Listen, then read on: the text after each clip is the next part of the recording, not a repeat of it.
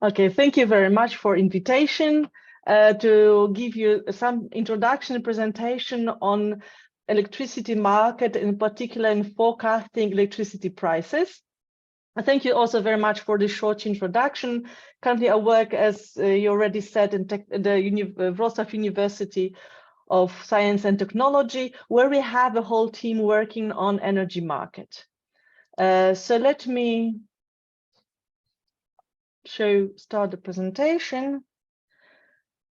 Okay.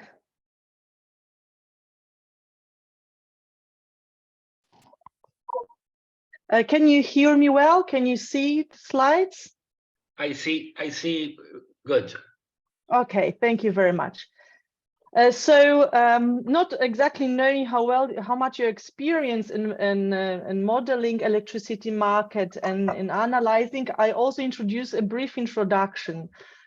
So for those of you who don't know much, I will just say that electricity market is quite a complex market with a few layers. So we have there producers, generators, and the big companies who purchase electricity on a wholesale market. Then we have a network companies and providers, and then we have suppliers who sell the electricity to final consumers. So what I'm going to talk about today is a wholesale electricity market. When I was preparing to this presentation, I tried to check how does it look like in Mexico, and I noticed that you are undergoing some deep reforms right now. So some of the things I will show maybe still valid, they are going to change in your country. But there are some movements like general. Is okay? Yes, it's okay. Don't worry. Okay, so I'm going to talk about the reforms that were introduced in majority of developed countries right now, which transformed from the centrally planned energy markets into more competitive energy markets, where the wholesale trade is done on various levels. So, of course, we observe some changes in the form of on the generation structure. So we are undergoing some technological changes, and we observe that more and more people invest in renewable energy sources, particular wind and solar energy. There were some accidents like with the nuclear power plants in Japan, which caused in Europe a lot of changes. Countries like Germany decide to reduce their nuclear power generation, for example. There is war in the Ukraine going right now because of turbulences in fuel markets. All of these things affect the electricity market. So how does it look like in Europe? I will talk from the European perspective because this is where I come from. Okay, and this is the example of the generation structure in Germany in 2022, from the last year. This is an optimistic scenario, okay? In Poland, when I come from, it doesn't look exactly the same way, but I hope in a few years we will get there as well. So what you could observe on the right-hand side of the plot, these are different forms of renewable energy sources. So you have a waste, renewable hydropower, biomass, wind offshore, wind onshore. So this is a wind generation, and this is a solar generation, so self-consumption. And you can observe that renewables accounts right now for around 50% of German electricity generation. Of course, renewables cannot be the only source of electricity. So it's accompanied with fossil fuel power plants, like using coal and nuclear power plants, but which are not very flexible, but also this flexible gas and oil power plants. Okay, so this is the electricity generation structure of Germany, some of the European countries, but of course it may differ from country to countries. There are countries in Europe, like in France, where the nuclear power plant, nuclear generation counts for much larger share. In Poland, for example, we have a lower share of renewables, but higher share of the coal power plants. So what else do we know? Okay, we know that there are changes going on. There are more, you know, in the past when there were just like, I don't know, a few big power plants, the market could have been organized differently. Right now, when we have this renewable generation, smaller gas and oil power plants, which are necessary to run the whole system, then of course, the smaller producer need to trade electricity somewhere. So what else do we know? That the market has developed, and the market is quite demanding. Because what else we know? That in the electricity market, supply must meet the demand at every moment during the day, because electricity is crucial for all our human activity. Okay, so we know what happened when there was a blackout. I don't know, 10 to 15 years ago in States, for example, so blackout happens, but this, you know, we can't function now without electricity. If we combine it with the limited storage possibility, it tells you that the market must work smoothly, okay? And it leads to the development of different places when you can trade electricity. In the past, like 50, 40, 30 years ago, most of trade were done in the long-term contracts, okay? But now we move more into the short-term contracts that we call it spot prices. And the major market is the day-ahead market, where the trade is done one day before the actual delivery. So today, people sign contracts for tomorrow generation. But of course, it's not enough, because we know if there are a lot of renewables in the system, like a wind or solar, that we know that the weather is not certain. So there are still fluctuation closer to the delivery caused by, for example, weather changes. Therefore, in many countries, we have also the intraday market, which is up to 1 hour or half an hour before the actual delivery. And then at the end, we have something called balancing market. Balancing market, it's a market because there are some financial transactions there, but it's not a typical market because it's reserved for tier like a system operator. We try to, you know, balance the market, so equalize the supply and demand, and it's done in a real time. When you look at the Europe, you will notice that this is the European Union, more or less, okay? A little bit more than European Union. And then we have different markets. We have the NOLPU, Apex, Apex, Omni, we have in Poland. So there are different markets. If you look at, of course, in the continents like America, when your countries are much bigger than Europe, then of course you are gonna have less markets there. But still, for example, in state, there are some separate markets there. And in each market, there is a separate market price. There is some interconnectors between countries or regions in, for example, in states. So there's a trade also between countries, but typically each region has its own market price. So how the markets looks like, because if I'm going to talk about forecasting electricity prices, let me say a little bit how it works, okay? So suppose we want to trade on the day D. We want to trade here, okay? The day ahead market starts typically 3 days before, but the main trade is on the day before the delivery, but not at any hour. Typically around the midday, okay, there is an auction where either is a one-side auction when only sellers place bids. They say, you know, how much they're gonna sell for what price.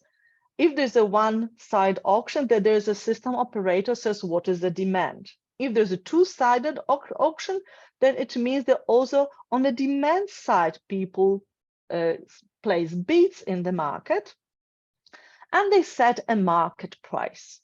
Okay, so today, on the day before delivery, we know already these prices for the day D. So today, at the noon, we learn what gonna be the prices for tomorrow. In Mexico, it's 11, so probably around, in 1 or 2 hours, this day-ahead prices will be published. But parallel to the day-ahead market, we have also this intraday market, which is, designed to support, traders and allow to trade up to the moment of delivery.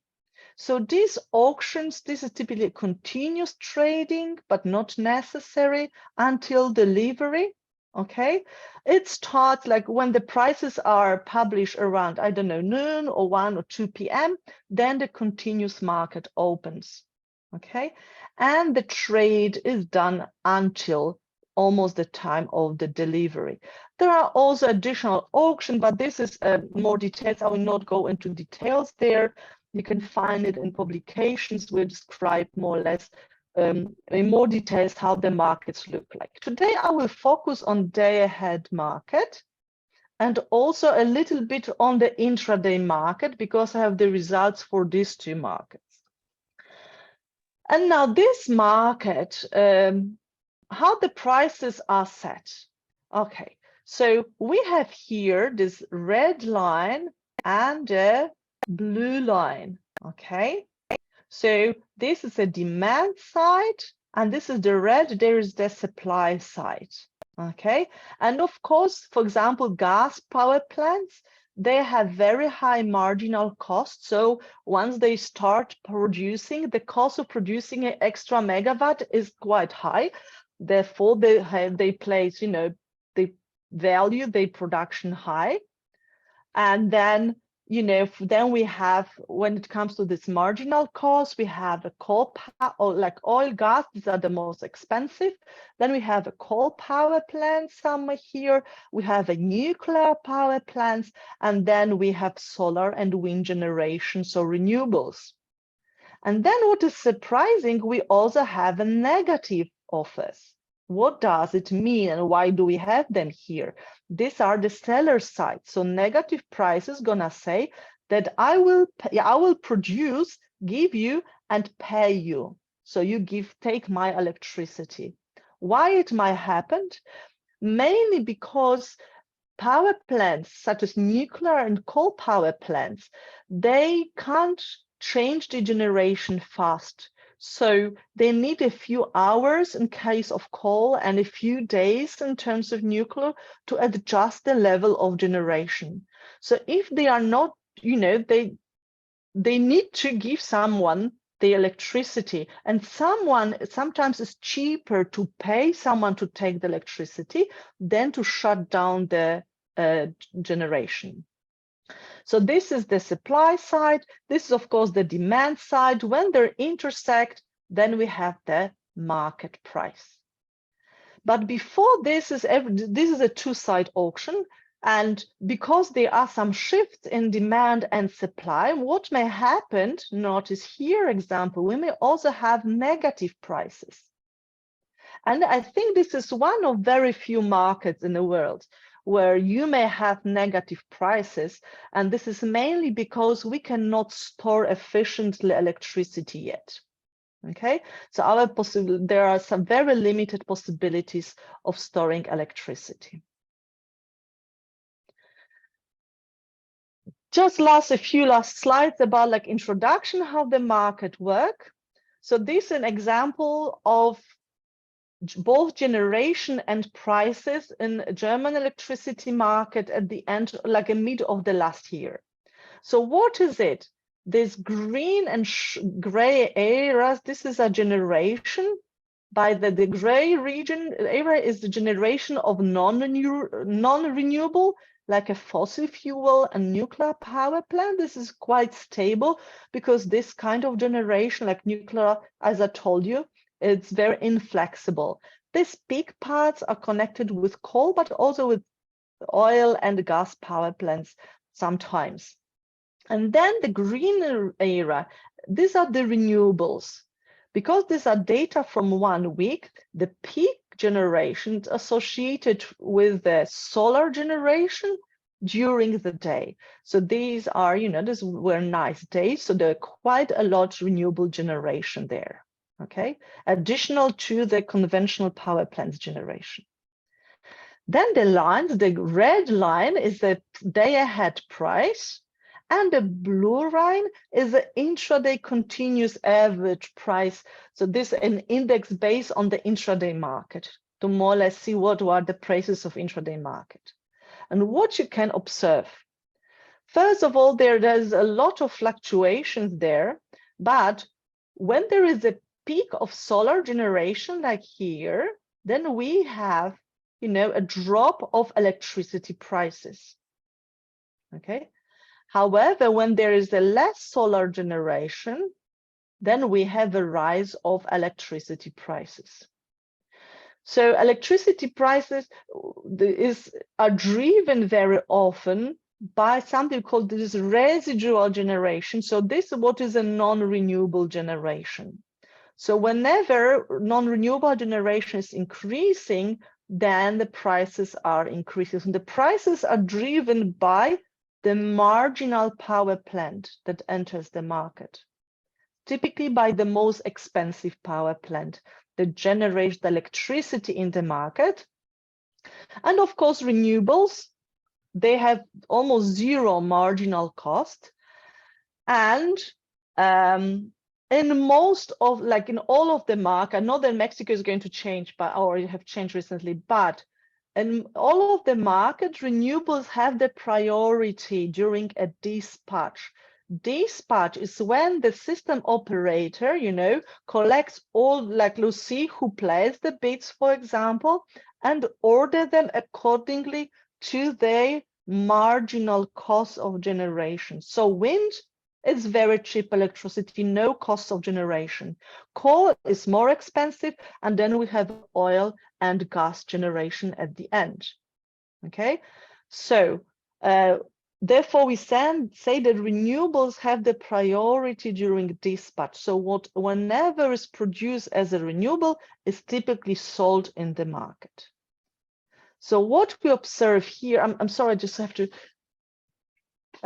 just a second. So what we observe here is like a within day fluctuation, okay? So connected with the renewable generation and general demand in the market, because the final sum of renewable and non-renewable is the total demand in the market, okay? But also we observe some weak pattern, a weekly pattern, because on Saturday we have here and Sunday, the total demand for electricity is much lower, and so are the prices. Okay, so if prices depend, so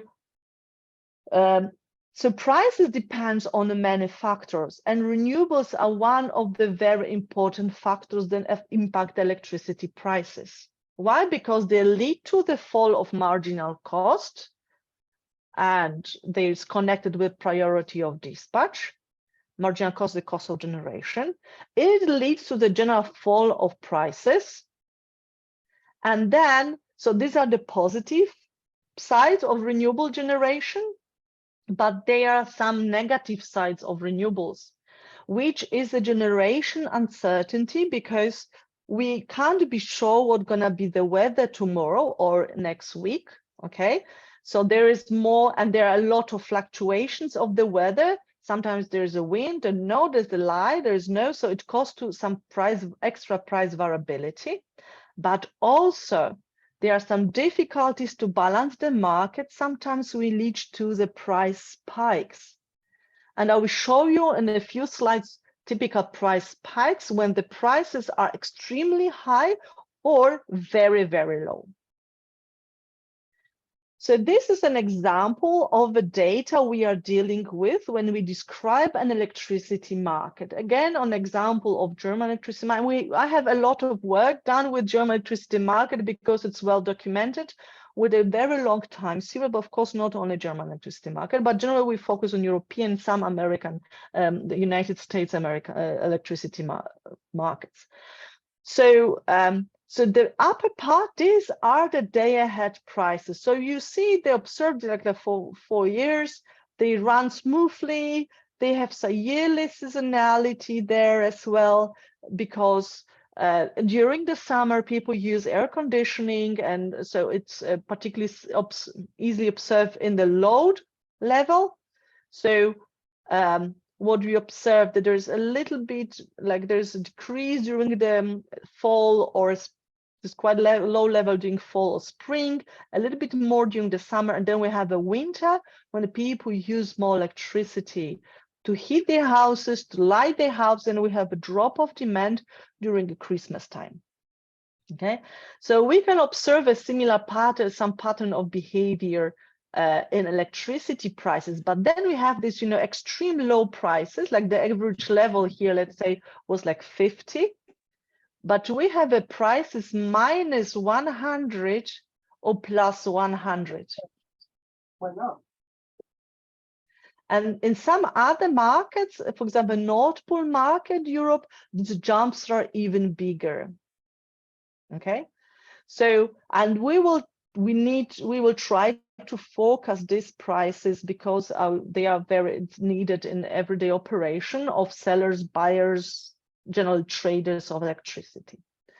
We typically also have the data not only on actual load, but on a forecasted load. So the system operator very often publish information on what it expects what the total demand should look like next day. The same, we have a typical forecast of the wind power generation, and these are connected with the year's cycle and with the PV, meaning solar generation, which the relation with the yearly cycles even stronger.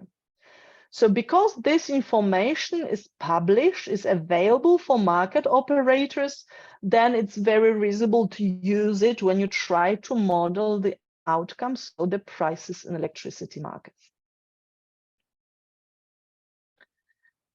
So why to forecast electricity prices? First of all, market participants, you may have already noticed, operate under huge uncertainty.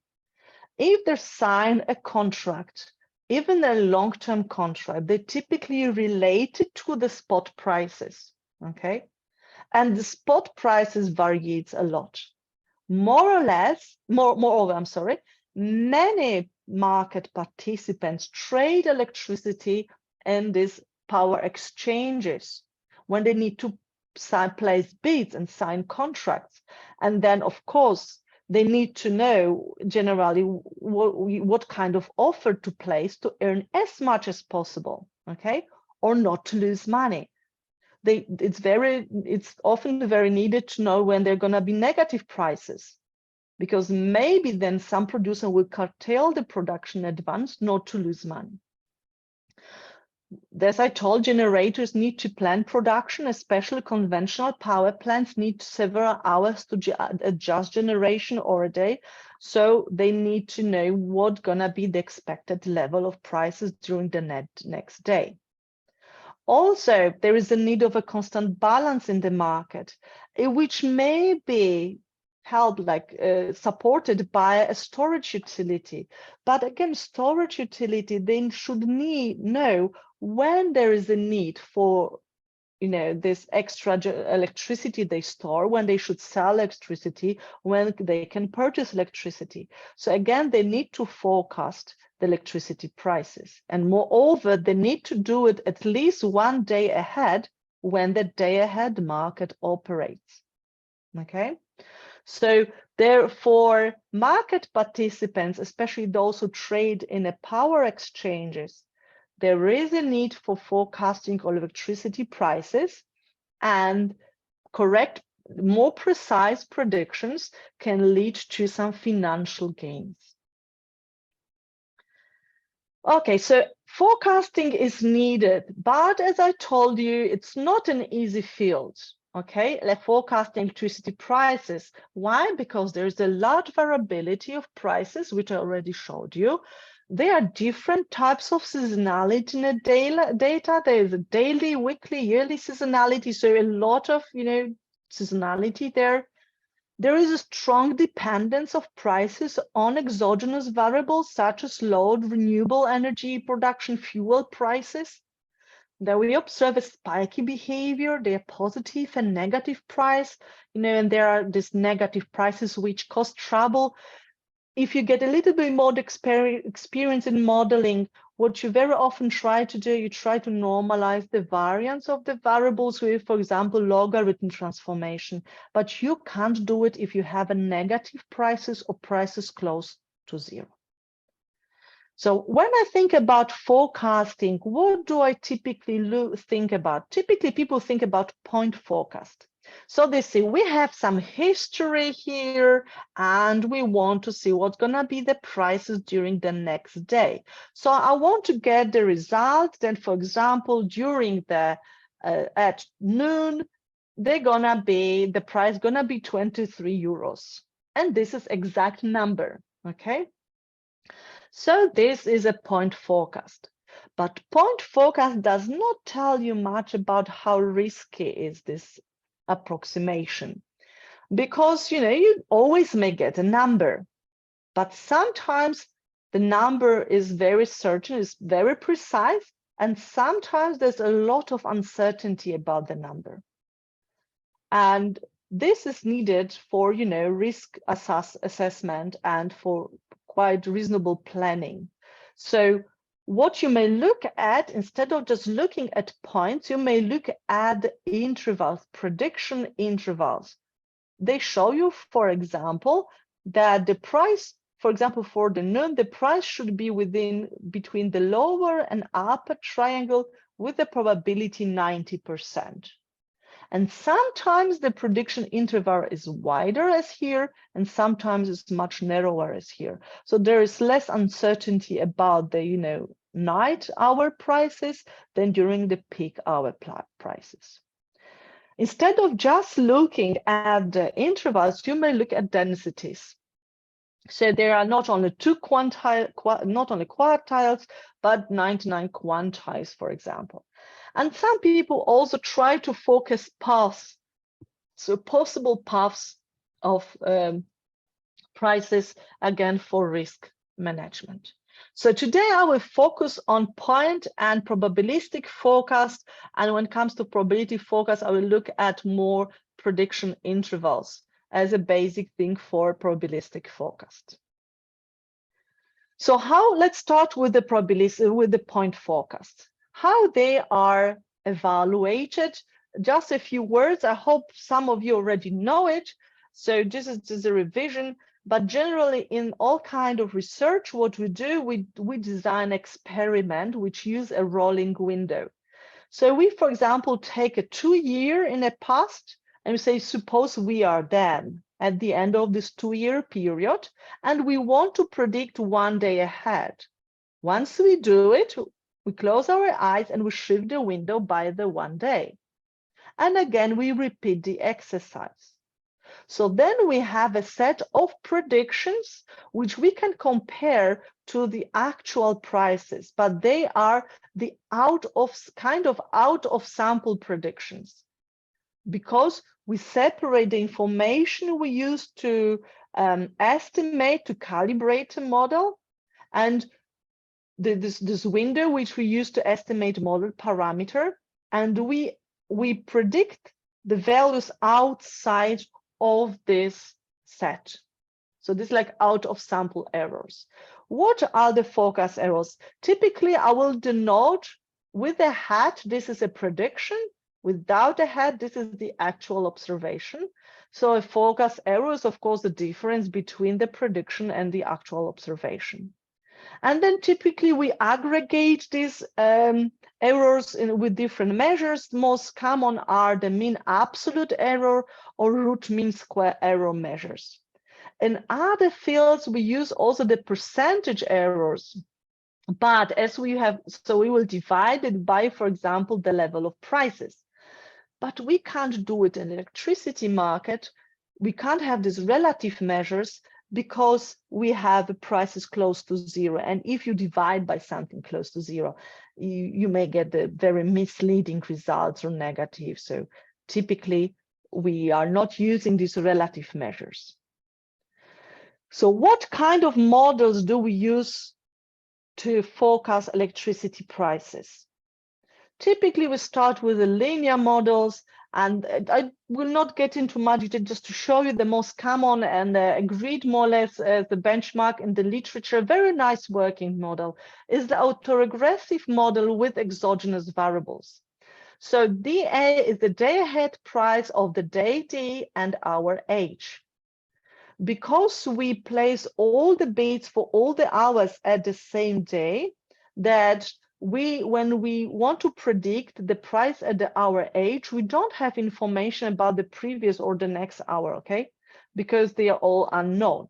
So typically we build a separate model for each hour, okay? So we treat each hour as a separate variable. So what do we typically assume? We assume that prices on the day D and hour H depends on the prices for the same hours H, but from previous days. So this is the autoregressive component. Then very often also depends on the minimum, on the maximum price from the previous day. So these are this nonlinear effect here.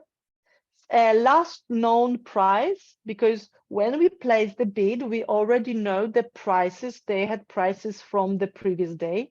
So we know the last known price is a midnight price. And there's some weekday dummies, which describes the weekly seasonality, exogenous variables, which includes renewable generation, fuel prices, for example. We may have a solar and wind generation jointly or separately, and total load. But generally, we should have here load, renewable generation if available, and could be also this fuel prices here as well. But this is, of course, not everything. Okay, I'm sure that many of you, those of you who have modeled something, say, oh, I have another idea. Why don't we use this? Why don't we use that? Maybe some nonlinear models. I'm working now on smooth transition regression models, maybe some neutral networks. Why don't we use something else? Okay, there are other models, okay? And there are plenty of other models. As an example from the paper we had, so we try really 32 different models. Why not? Okay, we have fast computers. We can program. I'm sure you're smart people. You would program, you get 50, 60 different forecasts. And then it's hard to say, what to do with this rich set of predictions. But this is not all. So you may have, different models predicting the same price. But this is not all. Recently, we try to work in a different setup. So we also obtain different predictions, but with the one model. But what we say, okay, even if we set a simple linear model to a very short window of the data, so we just take the last 2 weeks of observations or the last 2 years of observations, these two model specification will provide me with different forecasts. And choosing a short window, it's nice sometimes when we have some nonlinear changes in the market, some unusual behavior there, okay? So short windows capture well the nonlinear behavior, and then you can focus really well because it just looks at the recent, recent past. However, the predictions based on the short windows are very volatile, and there's a lot of noise there as well. However, if we only look at the long windows, then of course we provide very smooth predictions, which will not, jump too much, but they are based on the linear model. So they will not capture none of the nonlinear behavior there. So different window lengths, depending on what is the length of the calibration window we use to estimate the model parameters, will give me different prediction. Okay, and we say, okay, let's try. We took the data from 4 models, from 4 markets. Apex is the German market, Nord Pool is a North European market, Omni is a Spanish market, and then PGM is the American market, okay? And these are the day-ahead prices, and they say, okay, So maybe, for example, we use a window of the length 100 in Germany. So, and then we use this window of 100 observations. We compute the model parameters, we get a day ahead prediction, we move the window again, get the prediction, so on, and compute mean absolute error. And you may observe that, for example, in Germany, short windows provide a better, more accurate forecast than long window, because the longest possible window in our in our research were 728 observations, and you see the longest windows is characterized by the higher mean absolute error than the short window. Okay. For Nord Pole, the picture is totally different. We have a fluctuations here. Sometimes maybe the best solution is to use the 1 year of a data. For a Spanish market, it's either to take a very short data or, 1.5 years. And for PGM, maybe the longest possible window. So it's not clear which is the optimal length of calibration window. I mean, I didn't say it, but if you have any questions or I'm speaking too fast, please don't hesitate to interrupt me, okay? Because it may help in explaining what I'm doing here. So you see, we may have not only different models, but also we may have a forecast stemming from the same model, but fitted to the windows of different lengths. So in this experiment, we have more than 700 different predictions for each of the markets. Okay, we can do it, but then what to do next? Okay, the idea, of course, it's not the brand new idea because it's in the literature from the 70s, let's say 60s, 70s, and maybe if we have a few different forecasts, we can combine them.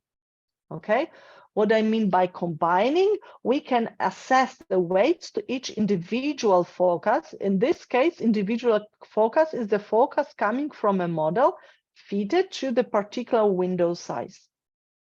Okay, so we have here, for example, 700 different forecasts. When there were 32 models, we have 32 different forecasts. And maybe we could assign weights to this forecast. And this is called a forecast averaging. Okay, so there are, of course, plenty of ideas how to do it. But general, just to repeat what we have a set of point forecasts here. Then we are assessing weights. Sometimes we correct, also there is a constant sometimes here to correct for a bias. And then we get the final prediction. And this, of course, a question, can we get something from forecast averaging? Can we reduce the forecast error? Can we improve the forecast accuracy? Can we earn money out of it? So there are, of course, different ways how to assign weights. The easiest way is to fit the same weight to all of their forecasts. And this is a simple average. And it was really frustrating for researchers. This average works really fine. So at the beginning, we were starting to build different, forecast averaging schemes. We get disappointed because we were really close to a simple average. Okay. Better than individual models, that's good, but simple average is a very good tool. Then people start to think, not only us, but also people in the literature, maybe we should adjust weights according to the performance of this individual forecasts. So for example, there's the weights, these betas here, maybe they may depend on the forecast error or a particular method. And then it can be based on the mean absolute error like a measure, or the root mean square error measure. And then we get the measures, the weights, which we called WB, and this is a Bayesian measure, okay, moving average. So there are different weights, but we treat, we just look at the performance of individual models. But people are smart and start to think, and maybe we should do something better. Maybe we can run a regression models. Okay, so what we do, we had the predictions out of, let's say, 700 different predictions or 32 different predictions, and we run a linear regression. So we regress the actual observations on these predictions and a constant to assess weights. This requires having two calibration windows. Okay, one calibration window is used to get these predictions. Okay, and the second calibration window is needed to estimate these weights. And only what is outside of these two calibration windows is the actual prediction. When we go, I'm sorry, I would jump to the first plot or here.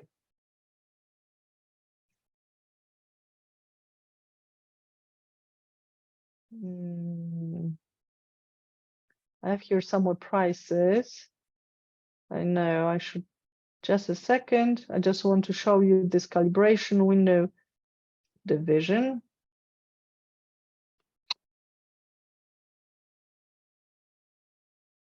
Okay, so this is what we have here. For example, for 300, for 2 years period is the initial calibration window for point forecasts.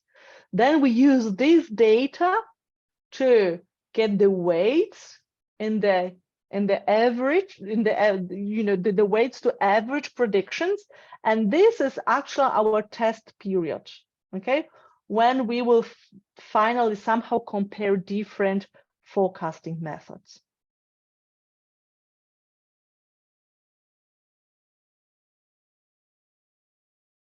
Okay, so we can run a simple linear regression, but you may notice that, okay, if I have 32 different predictions, okay, maybe I can run the least square regression, but I already face some problems because these predictions that are the input to the regression, they are very highly correlated with each other. Why? Because these are the predictions of the same variable. So they have to be correlated with each other. If they are not, there's something wrong with our forecasts, okay? So you probably know that in such a case, linear least square method may not work fine. If you have 720 different highly correlated variables, then of course, least square estimation will be a disaster. So what else can you do?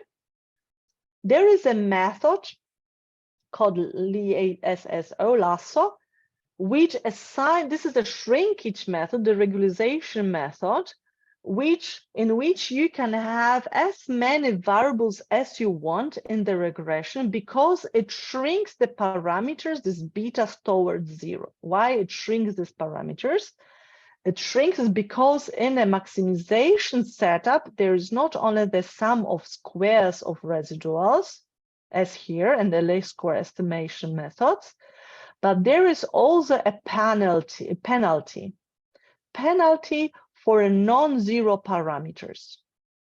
So once it minimizes this sum of the squares of residuals plus the penalty, it shrinks some of these parameters beta towards zero. And of course, this how strong it shrinks the parameters towards zero, how many parameters will be zero at the end, depends on the parameter lambda here. So lasso estimation method, it's conditional on the parameter, okay, lambda, and a selection of this parameter. Of course, using lasso may already help us. I should be a bit faster. So what else can we do? But still does not solve everything because, even in lasso, having 720 different inputs into the regression, lasso can deal with it. But lasso has a problems when the inputs are almost identical. And of course, if we have predictions based on a different calibration windows, it may happen. Because if I have a calibration window of the length 2 years, And and then I have a forecast. And then a calibration window, 2 years and a 1 day and forecast. The forecast will be actually almost identical. So many of the inputs here are not only correlated, but identical to each other. And then last summer not work fine, may have some problems. So therefore, there was another idea to use a principal component analysis here to somehow summarize the information contained in such a panel of forecasts and summarizes with this much smaller number of factors. So for example, we have here 720 different predictions, and we summarize these predictions 20 different factors. And then we use these factors as the input to the regression, which we estimate either with least square or with lasso method to get the final forecast. Okay, so there are these simple ways, there are this regression based when we have the lasso and least square, and then we additionally shrink information, not only shrink the parameters. So what are the outcomes? How can, how the whole things work?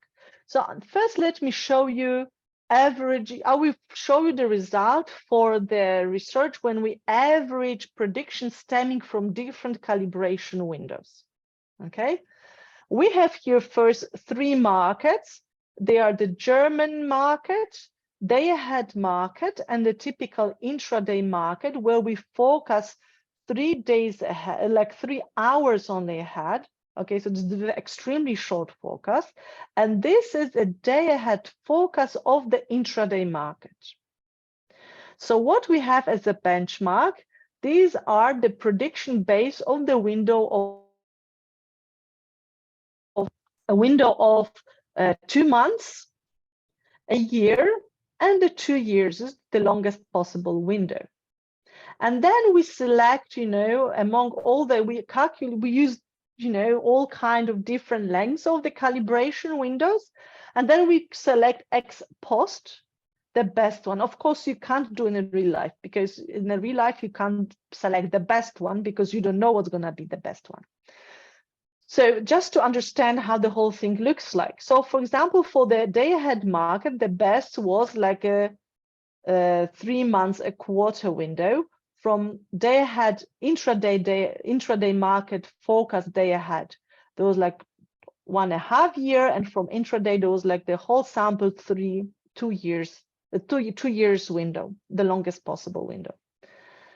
So, and then we compare everything here relative to the best window. Therefore, there are no numbers here. And of course, if it's the best window chosen ex post, then all the other windows are worse. And this is the level of mean absolute error. This is for the best window. And this is how these errors are relative to the best selected best calibration window. Okay. And of course, these are positive because they are worse. And then they provide less accurate forecasts. But then what we did, we see, okay, let's compare again to the best window different averaging schemes. So we have the average over all, all inputs, so almost 700 predictions with different performance dependent weights. Okay, so these are the first 3 rows. Then we say, okay, maybe we shouldn't put into the averaging all the predictions, we pick just 6 of them. And then we are experienced, we just looked really deeply into the data and we say, oh, let's look 56, 84, 112, this is like connected course with months, and almost 2 years, like 3 short and 3 long windows. And we find out, actually, Rafael Veron, he get this idea and the performance was much better. And then we say, okay, let's now look at the PCA approach when we, shrink the information contained in this big panel and then use the least square to assign weights. And we say, okay, let's start first with 1, 2, 3, or 4 factors. So we summarize the panel with, let's say, 4 factors. We select the number of factors with Bayesian information criteria. So these are the day ahead, intraday, day ahead, and intraday market. And with the green, with the yellow, we mark the best outcome, and with the green, the second best outcome. And this is the average result for all three models, all three markets. And we get that, you know, taking the average without a, you know, simple average without pre-selecting the windows, like 6 here, you taking 200 is not the best solution, okay? Because in day ahead market, we had the results which are worse than the benchmark, and intraday here slightly better, but not much better, and here much worse, okay? So in general, it was not clear even if they are better than the benchmark. When we pre-select the windows, 6 short and 6 long, 3 short, 3 long, then we get much better results, okay? And then we beat the benchmark, and especially for simple average or this mean with this WAW average, okay? But then we use the PCE to shrink the panel of forecast. The result gets even better, and the top 2 specifications are connected with this method of forecast averaging. Then we say, okay, let's look at the wider set of markets, not just the German market. So we took again the German, Nord Pool, Spanish, and PGM market. And then what we have here again, we have an average, and everything is compared to the longest available window, this 2 years. Not here like the best one, but to the longest one. So this time, what we did, we just run simple lasso method, because the least square, there's no way we can do the least square with 700 inputs, okay? Almost. So we run lasso, and the performance depends very strong on the lambda parameter, which is in the brackets, okay? Then we just run the PCA with the, you know, ranging from 1 to 20, which works also, you know, having more than 4 seems to be slightly better. But then we use PCA connected. This is a PCA connected with the least square, and this is a PCA connected with lasso. So lasso PCA averaging scheme. Okay, and we, as the input, we take 20 factors, and then lasso assign weight. So when the weight should be 0, just put there 0. Okay, so instead of selecting the number of factors, we select weights. And we find out then this lasso PCA, when we can, you know, somehow say, guess what is the lambda? It works very well. The lasso method works also very well. But if we don't know the lambda, because here we select the lambda ex post, if we want to do it ex ante as in real life, a user information criteria to select lambda, or to select the number of components is in PCA, then the lasso PCA methods is definitely the best one. And for example, in German electricity market, it allows to reduce the mean absolute error by 16% as compared to the longest available window, like estimate calibration window. And typically, the longest window is the one used by researchers. So there are huge gains from using the forecast averaging. In Nord Pool, the gains reach almost 12%, in Spanish market 10%, and in PGM like 3%, which is still substantial. And we find out that the lasso PCA method is the most robust out of this that we examined. So the conclusion from there was a whole range of research. We have also other papers dealing with the focus averaging. In general, then focus averaging is a good idea. It allows to reduce the focus error substantially. We of course test this significance. I'm just not showing the results to make this, you know, to finish my presentation without a reasonable time. Then the average works fine. It's quite a robust approach across different markets, but it's not the best one. Yes, and then if you try lasso, it's a good idea with the shrinkage method. These two methods combined together, that gets very good results. Yeah. You have some questions, comments? Okay, thank you very much. I still have a few more slides if I have time. Oh, a lot of time. We could talk. Yeah. Okay, so just a few more slides. This was about the point forecasting. I wanted to show some results about probabilistic forecasting as well. Okay, go ahead. Okay, but it's gonna just a few slides left. So when it comes to probabilistic forecasting, we wanted to get the prediction intervals. With the prediction intervals, we say that if it's 90%, we want 90% of observation fall into the probabilistic, this prediction interval, and then we can use it for risk analysis. And the idea is to use, instead of linear regression, something called quantile regression. When we have a data here, the black line is the typical linear regression, and the red line, these are the quantile regressions for different quantiles, 95% and 5% quantile. Okay, this is again a kind of linear model, but models not the mean, but the quantile. And we may use it to predict, to build the prediction intervals. And again, similar to before, we can use the individual point forecast as the input to the quantile regression and predict the lower and the upper quantile of the prediction interval. Or we can use PCA, it should be without last, I'm sorry, PCA, and then the quantile regression to this. So we build a whole bunch of models, depending on, but what is important here, the QRA and QRM are the quantile regression averaging schemes. Here there are factor quantile regression averaging schemes and the factor quantile regression with some standardization at the beginning. Okay, and what we found in different research is, I would just show results for the coverage level. Coverage level measures how many observations falls into the confidence prediction intervals, and it should be equal to the nominal level. Okay, so first we go to the UK market, and we have these prediction intervals based on autoregressive model for 50% and 90% nominal levels.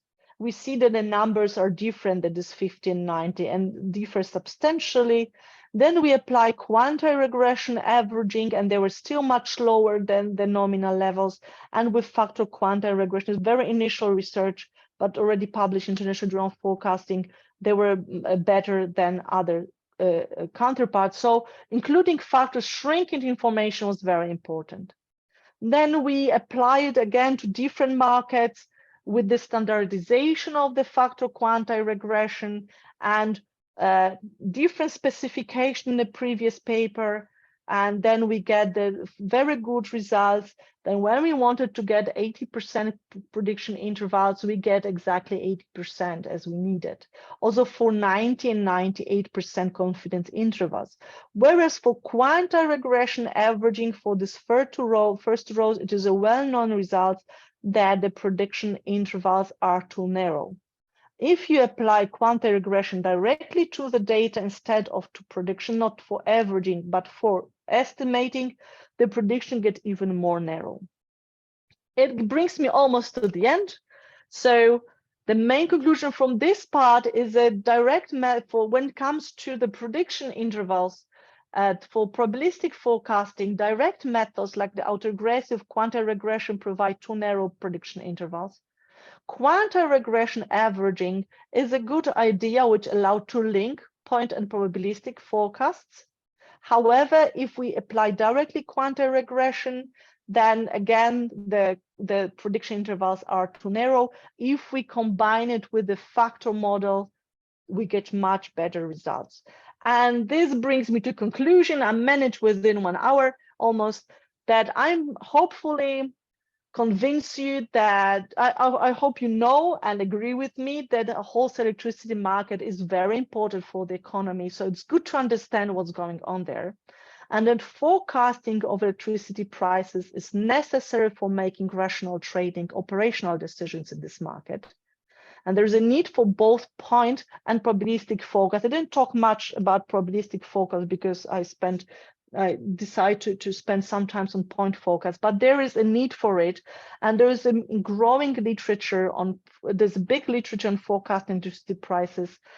And then forecast averaging is very useful. It allows to improve prediction accuracy. And I believe it goes beyond just electricity prices. So definitely if you want to forecast something and you are really, it's important for you to get a precise predictions, try to use forecast averaging.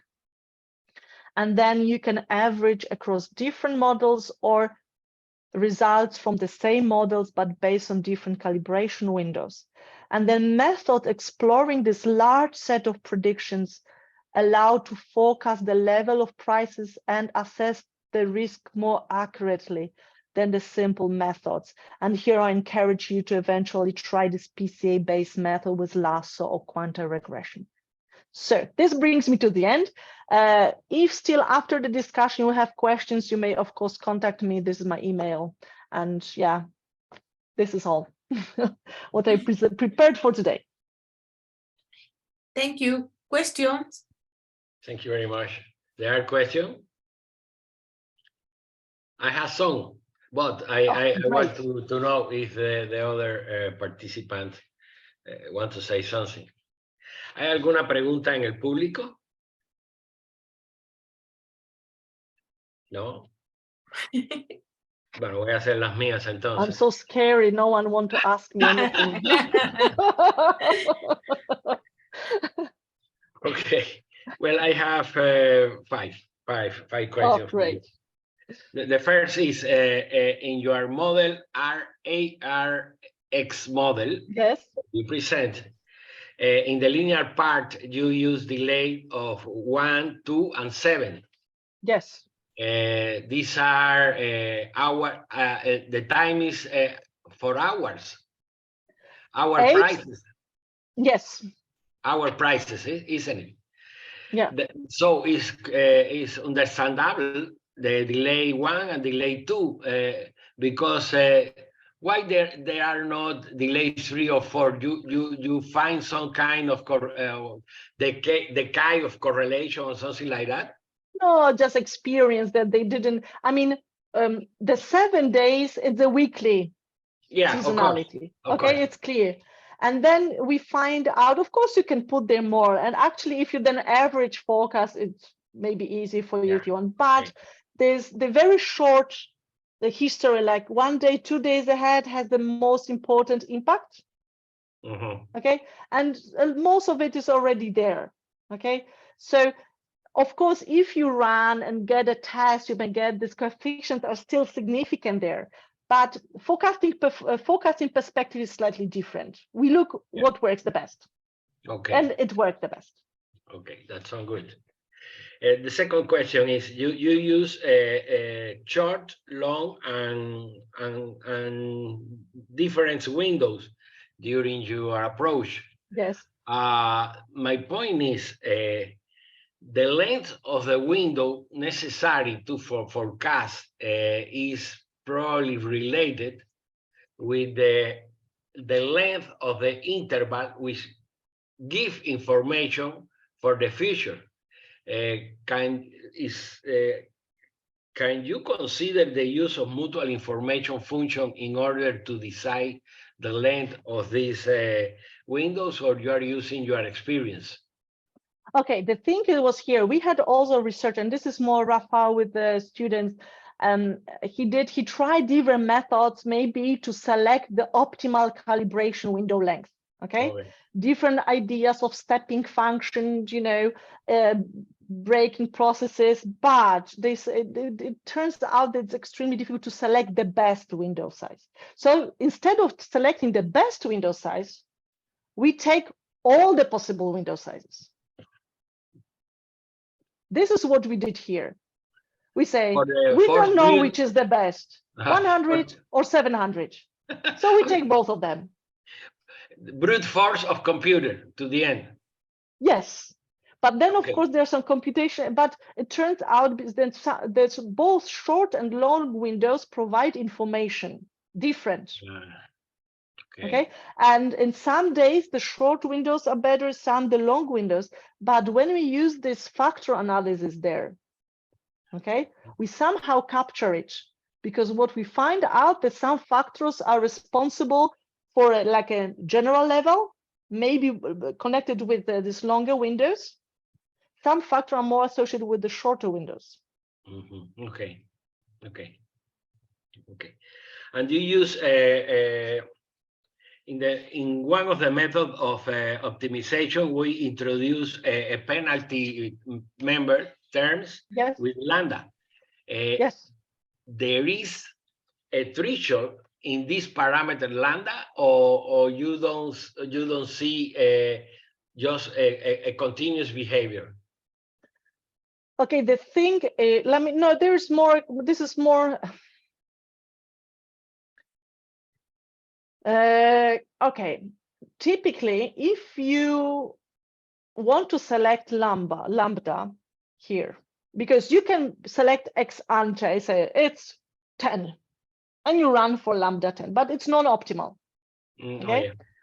Then what you can do, you do cross-validation very often. Okay. And then using the cross-validation, meaning you divide the sample and you cross-validate the selection of lambda, and you compute information criteria to select the optimal lambda. This is what we did here. When they write that we have either lasso based on a particular lambda number. Lasso. This is like, I picked one for lambda, yeah, or I selected among, and then of course there's a whole continuum, but I just have some grid and I select from a grid. Okay. And in reference to the weighted parameter, I think that is the secret sauce of your method. How do you find that? This weight, yes? That's right, the weight. Okay, I didn't get into much numerical details here because it's not tricky part. I mean, we don't do a magic here, okay? Oh. The principal component analysis is well-established approach, which actually take the first eigenvectors from a certain matrix. Okay, it's really nothing tricky there. You just apply the one line. Lasso is well known as well. The tricky part, what we get, what was important, and we didn't know it before, okay, what then particular way of standardizing. And this is not any, I don't know, I just put here some transformation. No, subtracting mean divided by variance, but in a dimension that is not intuitive, because typically if you look at the panel, you have a time dimension here, and for example, cross-sectional dimension there. So we have different, like a time observation and, different predictions here for a particular time. So from one model, second model, third model, and so on, or from different calibration window sizes.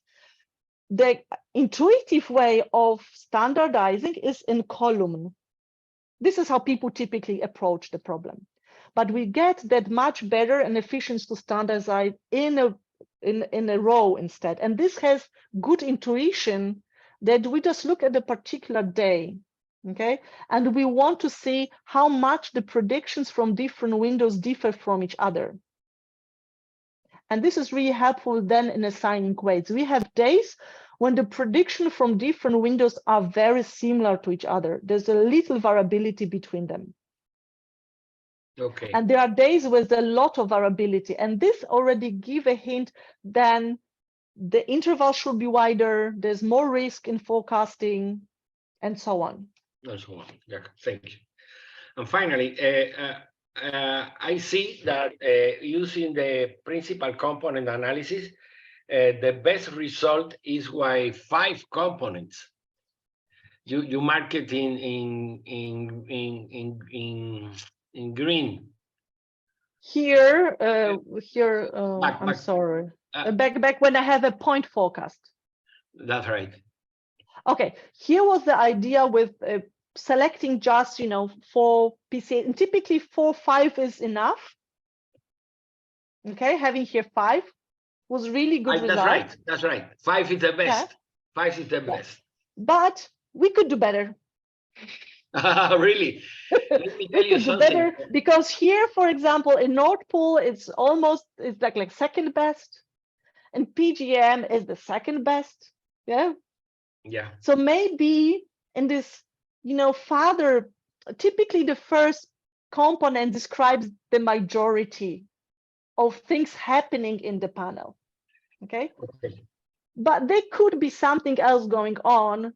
And then if we have the lasso, what lasso is doing, it's assigning zeros to the components which are not important. Okay. So it probably assigns a positive weight, or like a weight to this first 5. And maybe there's a 13, which is important. And it puts zeros in the middle. Okay, this is what lasso is doing. It's putting zeros everywhere when the input is not very important to the problem. Yeah. No, I asked you that because the presentation that I will do in a month here in seminar is related with my main result is that it is only necessary 6 parameters for the forecast. Okay, and I mean, we also find the small models are good.